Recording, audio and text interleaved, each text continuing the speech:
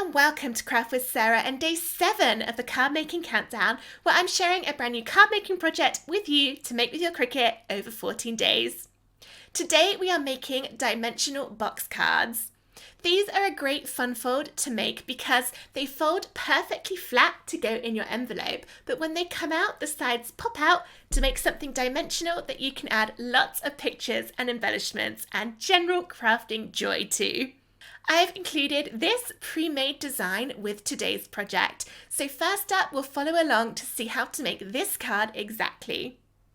However, the download also contains a blank template which you can add your own images and embellishments to make a box card that's suitable for any theme or occasion. So I'll also show you how you can customize that in Cricut Design Space. Let's get started. This project is part of the 2026 Card Making Countdown. Download the cut files for free for the first 24 hours after this video goes live using the links in the video description or by visiting craftwithsarah.com/cards26. After 24 hours, the cut files for this project can be purchased from craftwithsarah.com/cards26 files. Or get the entire card making countdown plus loads of extra bonus files from craftwithsarah.com/cards26 bundle.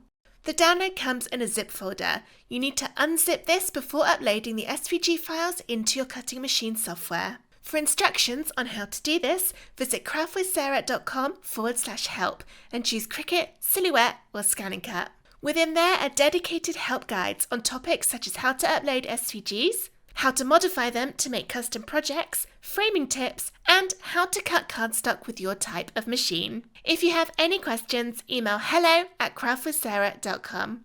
Now, on with today's project. With today's project, I've included 3 box card templates. This is the first one, which has got square edges. They all fold flat for postage, and I've sized them so that when they are folded flat, this is 5 by 7 inches, so it will go in a 5 by 7 envelope. It pops out, your sides come down, and this is what we end up with. You can choose to either have 3 layers of pictures, or 2, or even just 1. There's also a circular design, so we've got the semicircles here and along the back, and it all folds flat. And then a more stylized one with these Art Deco side panels on. There it is, folding flat. And they've all got a message panel on the back for you to write on. I'll show you how to add your own pictures and decorations in Design Space.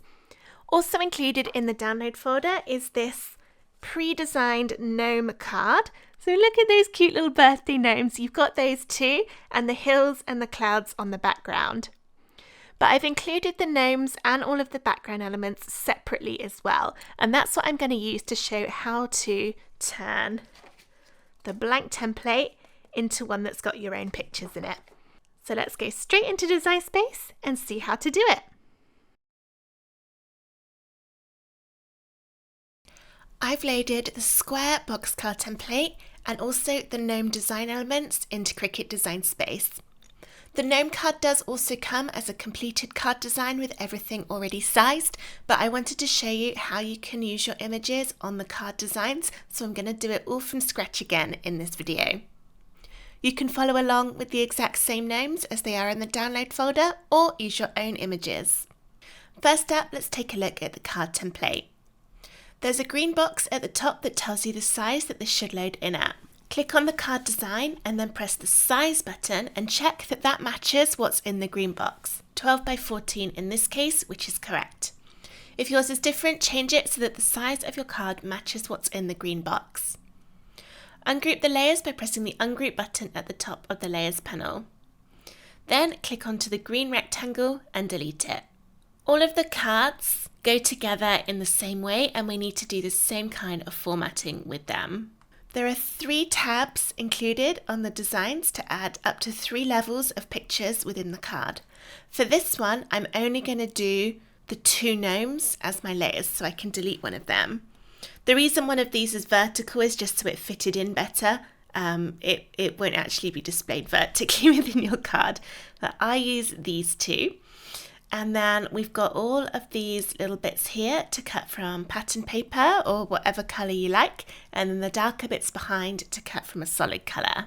This is the message panel for on the back. There's also a panel that goes inside the card, but you can remove this if you want to add other details, which is what I'm going to do for the gnome card, because I want to build up a little grassy hill and blue sky scene. So what I'll do is click into those two layers and delete them. At the moment, all of these bits to do from the pattern paper are the same colour, which means they'd cut from the same pattern. I think for this one, I'm going to mix and match it a little bit and have different colours for each of the different shapes. So let's go in and choose a random colour for each of these. So all of my big bottom ones are cut from one pattern paper. You need to make sure this isn't any other colour you've already got in the design, otherwise it would cut from that. And then this one, it doesn't matter what colour you make it, because it won't actually be this colour when you cut it, it'll be a pattern paper. And then that one I can keep as that. So now that'll be 3 different patterns, which will look really nice. The reason that these rectangles are all separate, whereas the other ones are placed on here, is that they go on the opposite side of the ones where you can see the brown. I'm going to match all of this colour, this darker one, to my dark blue that's in the gnomes, I think. To change everything at once, you can click to Material Colours, and then close things up and click and drag, and that changes everything in one go. So now all of my outlines are the same blue as what's in my gnomes. I'm going to go for a sky colour for the background. So I'll change all of this purple to a nice sky blue.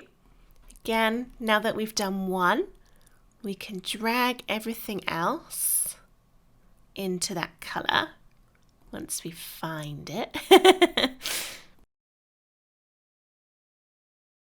That one into the blue. There we go. Now let's bring the gnomes over. Ungroup them to separate it out, and we can use this piece here in the middle of the structure to see how big to line things up. These gnomes can be cut very, very small, and they still cut nicely, so don't worry about making them quite tiny. When you're resizing your images, make sure they don't go out any further than the top, otherwise they won't fit in. And when you're resizing, again, keep them within the vertical lines you can see here. Then you'll know how it will look when it's actually displayed in your card. Bear in mind that where you've got this horizontal line, this is the part you can actually see poking out above the sides. So I think I need to go a little smaller so that we can see a little bit more of the gnomes. They'll be a little bit stacked on the height because of where we put these structure pieces. So the ones that are closer to the front, which will be my male gnome, will be a little bit further down when we look at it. Now for these gnomes, as they are quite thin and tall images, some of it will get cut off. You won't really be able to see it because it will appear sort of below the edge of the box. You can still see the full names when you look down into the box card, but if you just looked at it from the front, it might be a little bit cut off. Therefore, images that are more kind of square shaped would probably work better for this kind of card. But I really wanted to have gnomes. Okay, so I think that's a good size for both of them. And now let's build up a little bit of a background. Got this hill design. Can have that going behind them, and then I want to extend that down to stick right to the bottom. So I'll go into shapes and choose a square, and first cut off the sides by making 2 of these and covering over the edges of the green. Select both of them and press combine and weld to join them together. Then select the green as well and press slice at the bottom of the layers panel. That cuts the black away, so we can delete those slice results, and now I've just got that hill shape to go up behind the gnomes. Make sure your background doesn't go over any of the vertical lines, otherwise it will be too big, so mine needs to go a little smaller. I'm going to make it ever so slightly smaller than the available space, just a tiny little bit. So what's the width of this? Okay, let's go 3.2, so that's a nice number. Then grab another square and make this 3.2 inches wide as well, and drag it down to the bottom. Change that to green, that green, and then align left to make them so that they're exactly lined up, and then press combine, weld to join them into one layer. Drag that under the gnomes, and now we've got that grass. I think I'm going to change this to that other green, the same green as the hair ties on the female gnome, so that I don't have two very similar greens to end up cutting out. Now it'll be the same. Okay, so my tabs are going to appear on top of that green bit. That's where they'll get stuck. So I think these should be green as well, so it blends in with the grass better. So we can open up those groups and change the bottom layer within them to green. Finally, let's put some clouds in the background. So I could put a little one there, and that will go on across there. And then there's one more. Where's it hiding? Here it is. And this one can go up here. At the moment, this is now going over my vertical line, which means it won't fit. So just like we did with the hill, I'm going to add a square along where that's touching the line and slice it apart, delete that offset, and now we've got a straight line there, so we can put it up against the line and it will fit beautifully.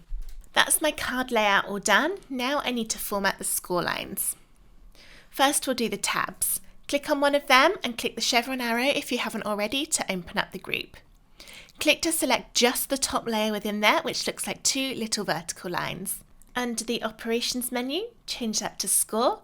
Then click to select that whole group, the two layers, and attach. Attach is what tells the Cricut where to do the scoring. You could then do the same for the other tabs, or you can delete the other ones, click on the one you've already done, and duplicate it to make a copy, as they are exactly the same. That's just a little bit quicker than doing the formatting for each one.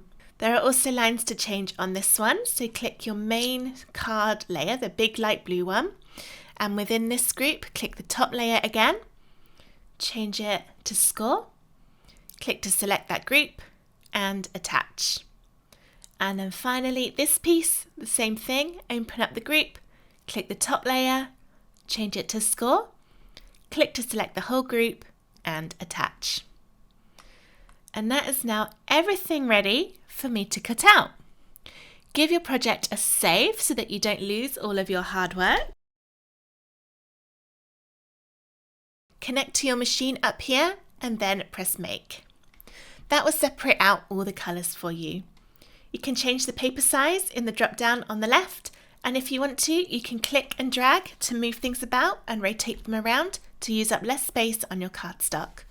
Just make sure when you're moving things about that nothing overlaps, otherwise it won't cut out properly. When you're happy with how all your colours are looking, press continue and follow the on-screen instructions to get everything cut from your cardstock. Here's how to put the box cards together. I've already glued together the tiny little gnomes, and they are very tiny. All these pieces are glued on top of each other.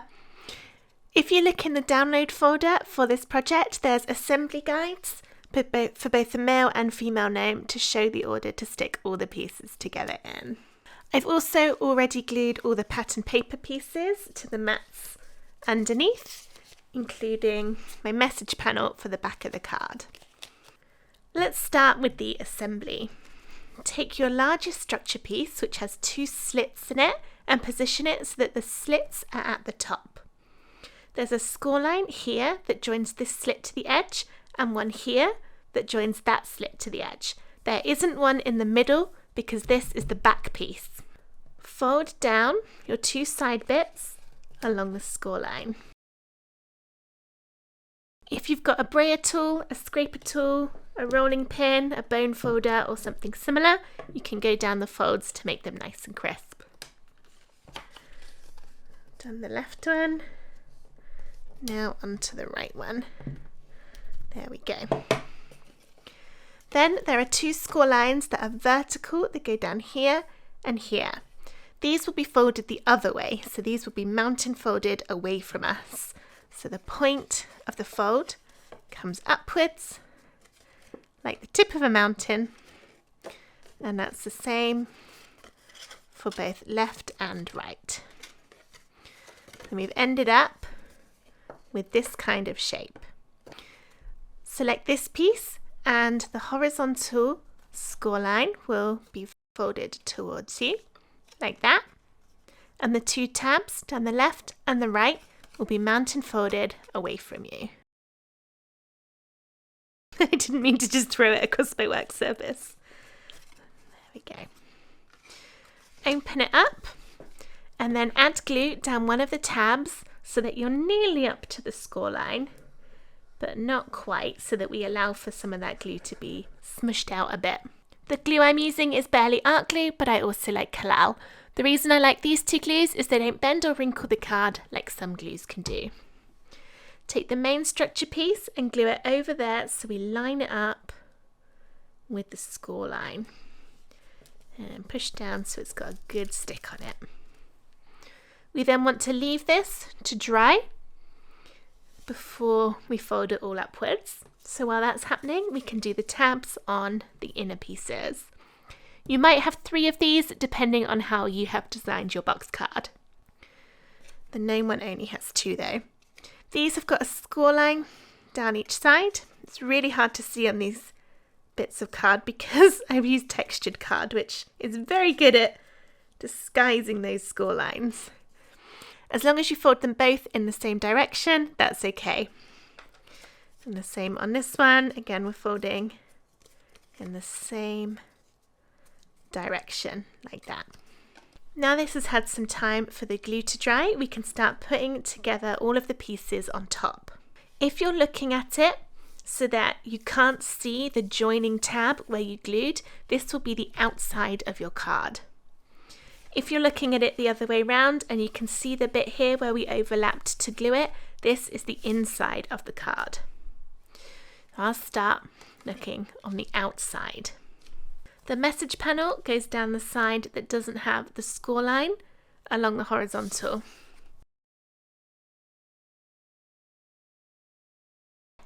Then we can put on the 3 larger bits down at the bottom. Try to glue each one in the middle of its little space so you get an even amount of the base card on each of the sides.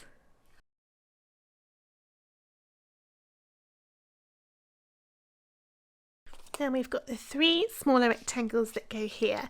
These are the ones that will fold under like this. So once the card's on display, you won't really see it, but you will see it as the card comes out the envelope.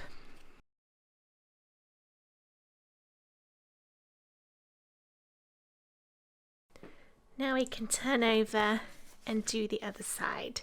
The bit without the score line will be where I'm building up my background scene. If you've used it a bit more like the original templates, then you'll have a matte and layer for that bit as well. But for this one, we took that out so that we could have the clouds and the field instead. I'll do the field first as that takes up the most space. Then I'll know what I've got left for adding the clouds. Line it up along the bottom. I've got my cloud with the edge cut off to go on the left. Make sure you don't overlap those cut lines on the side. And then the full cloud for the other side. Can't remember if I had it up there or down there, probably up there. And then I've got my 3 rectangles, these go along the top. There's nothing to stick on these bigger ones as you won't see them. They'll be what's right inside the card down here.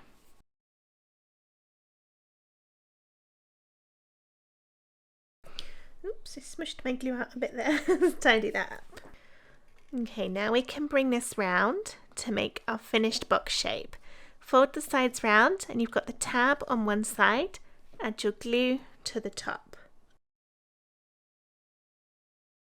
Then this will attach to this side here. Line it up as straight as you can. And then hold it in place to let the glue dry. And that gives our box shape. The tabs come down like that. It's nice and simple really when you think about it. And it folds flat for postage and makes that 5x7 inch side. And then will nicely pop out when it comes out the envelope. Now we can add the tabs in. If you're doing your box card with 3 like this, first do the back one here and glue it in so that your tabs almost reach the back of the card, but not quite. There's about, I would say, maybe 1/2 centimetre gap between the very edge of this bit and where I've started my tab. After that, you can then position the tabs so that they almost but not quite touch up against the one in front. Then you end up with enough space to put your 3 pictures, and it still folds all nice and flat. If you're only using 2, like I am for this one, then you've got a bit more flexibility and space for where you put things. You can either glue your pictures on now before you put them in, or you can wait until your tabs are in and then glue your pictures into place. I prefer doing it that way, even though it's a bit more complicated to get them stuck, because then I just think you can see if they're going to overlap a little bit better. So I'll do the tabs on their own first. Add glue or double-sided tape. Glue's a bit messier, but it holds a lot firmer than the tape does. So I prefer the glue. And then put this in here. And put out those tabs and glue them onto the side, trying to make them level on the left and right. And we want our box to be nice and square. There's one. See how that's glued in there. And then the second one.